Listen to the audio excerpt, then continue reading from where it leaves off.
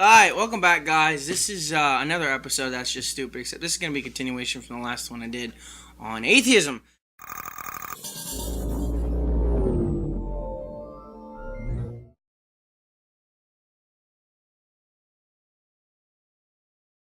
I got a good buddy for mine. It's my cousin Scott. He's going to be helping me out with a lot of the questions and answers, and there's a lot to go over. There's a lot to go over. First thing I'm going to hit on, though, is my very first video that I put. I got a lot of people commenting on it. Yes, so whoa, guess who? Atheist. And I'm going to hit on a couple of those first. Then we're going to get into more of the deep stuff, which he's going to help me out on his computer on. So yeah, I guess we'll get started. The very first one. Oh, by the way, this is going to be like a part 2, so it's going to be linked to this video on my first one, so you guys can see this part after that one.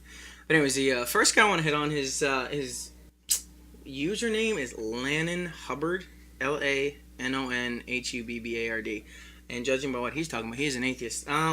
He so lovely put on my video. He says I got as far as 57 seconds in on my video, which I started talking about atheists claim there is no God, and he said that when he watched me say, people saying there is no God, he says, I'm an atheist and I don't say that.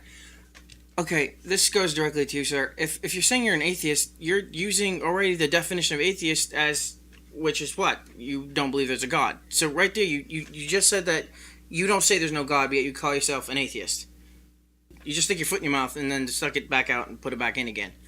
I don't know what your point is, but an atheist is the belief of a belief that there is no God. So we'll get that one out of the way. Anyways, so we got that one covered. The other one we're going to move on to is one below it. His username is Atheist Alias, which, yeah, whatever. He goes, sin is a Christian concept. It carries no weight for an atheist because we don't believe in it. This is the part. This is one I don't get in this part, because right after it, he goes, of course the actions you call sinful exist. He just admitted that he agrees with the existence of a thing called sin, which is sin, the opposite of good. Sin was originally in the Bible, started when Eve ate of the fruit, was deceived, gave to Adam. That was the beginning of sin. Sin started in the beginning of everything. When God created the Garden of Eden, he created Adam and Eve. Sin began at the beginning of the Bible. Therefore, if sin originated from the Bible, he just admitted that he agrees with this so-called thing called sin.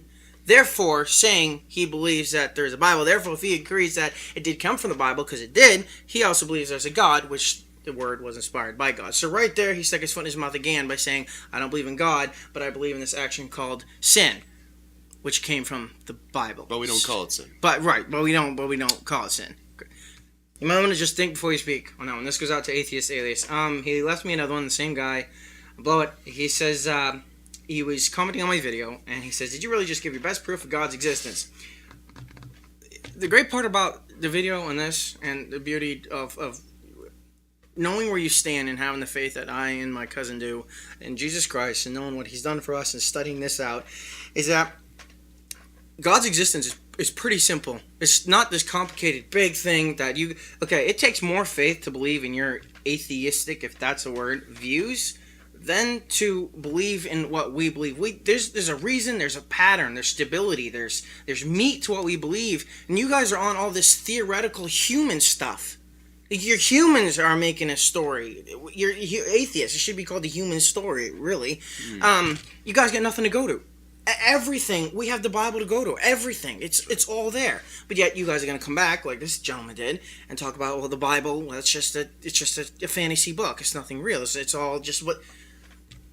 So, because the Bible is the best-selling book out there, the most-selling book out there, it's just a good story. Yeah, right? What's ridiculous also is that there's over 5,000 manuscripts that have been found all over the Middle Eastern area that most of them, for the most part, line up with what the Bible says, and a lot of them line up all together, showing that the Bible is true.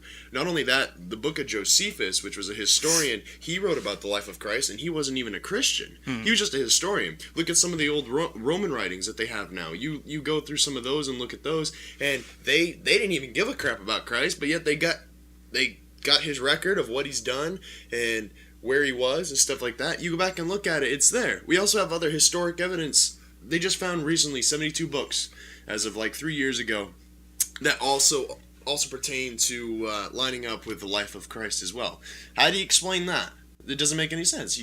You got nothing compared to historical evidence that proves that God's existence and that the Bible's true, but yet we don't have any evidence. Clearly. Of course, not at all. There's nothing there. There's actually a link I posted on my first video there, and it's under the URL Squiddo, and it's actually Bible prophecies that are happening now. Bible prophecies, excuse me, are happening now and have happened way back when and now. And when I posted that, the guy made a comment saying that, oh, we're just making the biblical stuff that happened to kind of match with some of the stuff today. Think through that sentence for a second. The Bible was written how many thousands of years ago? And so now, but we're making today's stuff just match it. That doesn't make any sense. These huge catastrophic things or whatever else that are lining up perfectly with the Bible, and you're saying, well, it's just by chance, or we're just making it sound that way. I don't need to make it sound like nothing. I wasn't a part of it. I wasn't there. But look at it. Look for yourself. The proof is there that matches the Bible, almost 100% accurate. So that totally disproves what you're thinking. I don't know where you're looking, or maybe you didn't read my link, or you're blind and you thought you could read. I don't really know what the problem is. Just going back to the things that they left me on my video, is the exact same guy, the atheist alias. He says he was kind of slamming me a second, but it doesn't bother me because I'm very sure in what I believe. He says, what's unbelievable is how sure you are about what you believe when you have such weak logic. He's telling me I have weak logic. Now, I don't know about you, but the logic that us Christians have is sure as heck got way more meat. We got like a 16-inch pizza to your half a breadstick. Except your breadstick isn't even baked yet. Okay? Right. So, for him to already attacking, a lot of atheists do that. They bring up, well, prove this, and the whole point of atheists, they can't prove anything. That's just the point. But I'd rather have your so-called weak logic than empty logic, where you have nothing to originally come from. And what doesn't also make sense is that why are you even trying to prove that there is no God? If you don't believe that there's a God, why are you trying to disprove his existence? Exactly. Why do you even care? Right, why are you so bent? Why is it on your conscience that, oh, man, I gotta disprove this? Exactly. Why are atheists so about that? Just like evolutionists, if you know for a fact that evolution is true, why do you need to back it up? Exactly. And the same guy, right on what he just said, he says, if I'm arguing against the existence of something, that doesn't mean that thing exists. This is just silly, because I said in my video, to be an atheist, you're choosing to disbelieve in God, a God, whatever. In that case, you're making yourself a God, so you're already ruining your point. So you believe in a God anyways, whether you're yourself or whether it's the God you believe, or whether it's Buddha or Allah or whatever you want to call it. Absolutely. It doesn't matter. You have a God, whether it's yourself or not. Right. So for you to already keep arguing the point, and you're really vehement on this, henceforth why I have all the comments, I wouldn't get comments if you weren't so vehement on something that you didn't think needed arguing. Therefore, in the back of your head, you know, whether you're being honest with yourself, this is to every atheist, not just atheist alias guy in here, you know in the back of your head there is a God.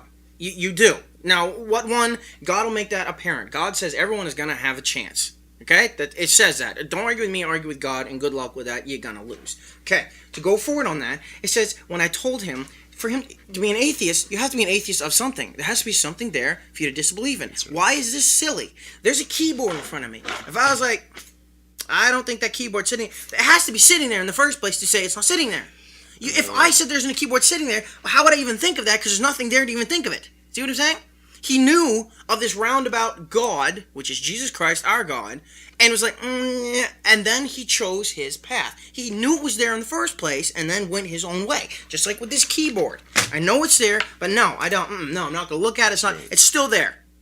You have something to have there to think it's not there. Does it make sense to any of you? I don't want to believe in pizza. Yeah, I don't want to believe. I believe in pizza. I don't want to believe in pizza. Now. I'm not going to believe in pizza anymore. I don't have all your pizza. It doesn't exist. Pizza doesn't exist.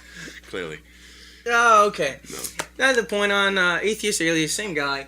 He, on one of his other comments, he says, if you want to understand the atheistic position, you actually have to think outside of your Christian bubble.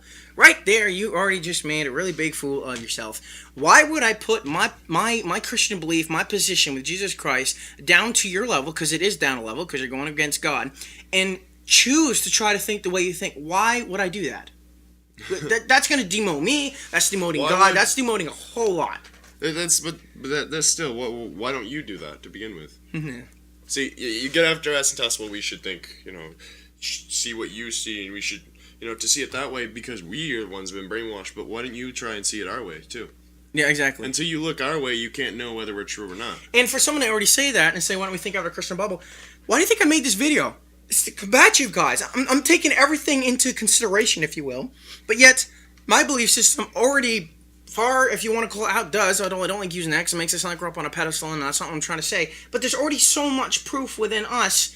Why would I want to go to your atheistic thinking when you don't have a you? What am I going to go to? Where is your box of why you believe it? There's nothing. Are you kidding me? When in the history of time has a made something good happen? Really? When was the last time you put a piece of dynamite in a rock and it made ice cream? Yeah, exactly. Seriously. Yeah, I'm gonna do an object lesson, example, whatever, in the clip we're gonna splice to. And just to show you how stupid atheists think and evolutionists think, your computer thing went to sleep.